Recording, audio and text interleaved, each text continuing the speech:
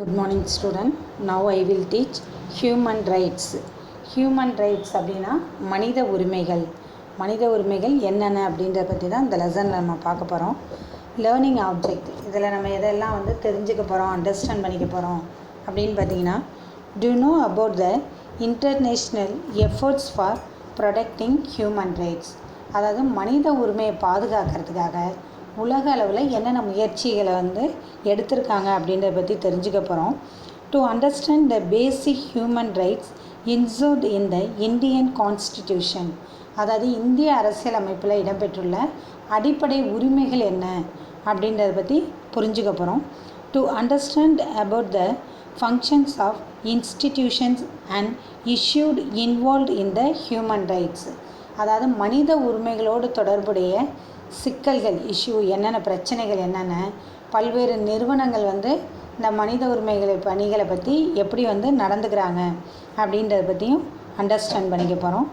To know about the types of human rights, மனித உரிமைகளுடைய வகைகள் என்னென்ன அப்படின்றது தான் இந்த லெசனில் நாம் தெரிஞ்சுக்க போகிறது. ஃபஸ்ட்டு இன்ட்ரொடக்ஷன் கொடுத்துருக்காங்க.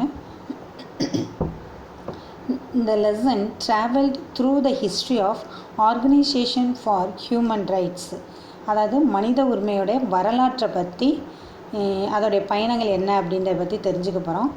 The right ensured by the Universal Declaration of Human Rights being highlighted, அதாவது யுனிவர்சல் உலக அளவில் மனித உரிமைக்காக பேரறிக்கைகளை உருவாக்குனாங்க.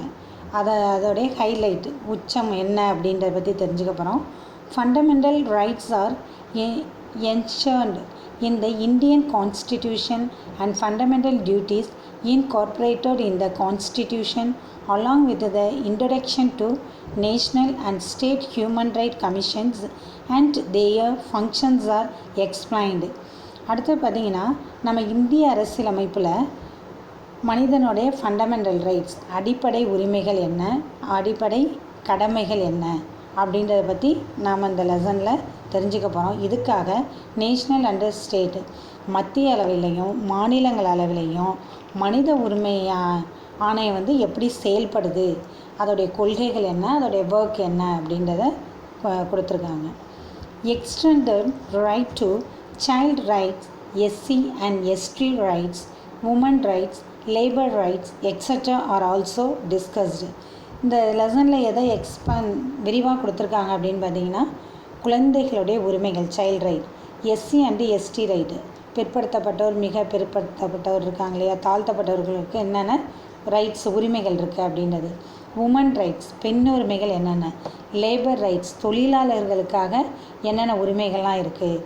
இது இல்லாமல் இன்னும் நிறைய இந்த லெசனில் நாம் டிஸ்கஸ் பண்ண போகிறோம்.